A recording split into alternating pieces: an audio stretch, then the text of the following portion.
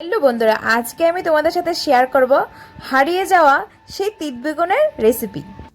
আমি আজকে তোমাদের অন্যরকম সবজি রান্না দেখাবো। এটা হচ্ছে তিত বেগুন, ছোট, যেটা ত্রিপুরায় পাওয়া যায়, ত্রিপুরার ট্রেডিশনাল এটা। তো এইটা কিন্তু একটা গাছের মধ্যে এইরকম ভাবে কিন্তু লটকে থাকে। আমি দেখাচ্ছি ডেটুগুলো এটার থেকে ছুরিয়ে নিতে হয়। তো এইগুলা কিন্তু আলু দিয়ে ভালো লাগে খেতে। আমি দেখো কেটে নিলাম, এই দেখো কাটার পর এরকম দেখায়। তো আমি দেখিয়ে দিচ্ছি কিরকম দেখায় তোমাদেরকে।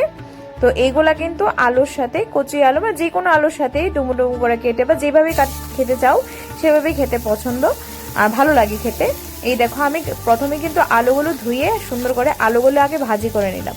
তারপর কিন্তু এটাকে সুন্দর করে লবণ দিয়ে ধুয়ে দিলাম, কালো কালো ভাগটা ছিল ওইটা সরিয়ে দিলাম। তারপর কিন্তু কাঁচা লঙ্কা চেরা দিয়ে দিলাম, একটু কালো জিরে ফোড়ন দিয়ে দিলাম, আর সাথে কিন্তু নুন আর হলুদ দিয়ে দিলাম।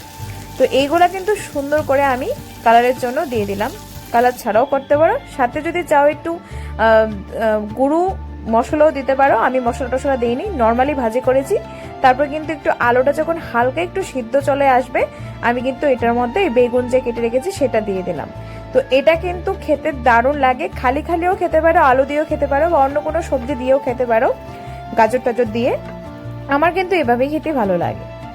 তো দেখো রান্নার পর কিন্তু এরকম হবে দেখতে, আর খেতে কিন্তু খুবই সুস্বাদু। গরম ভাতের সাথে, রুটির সাথে খেতে পারো।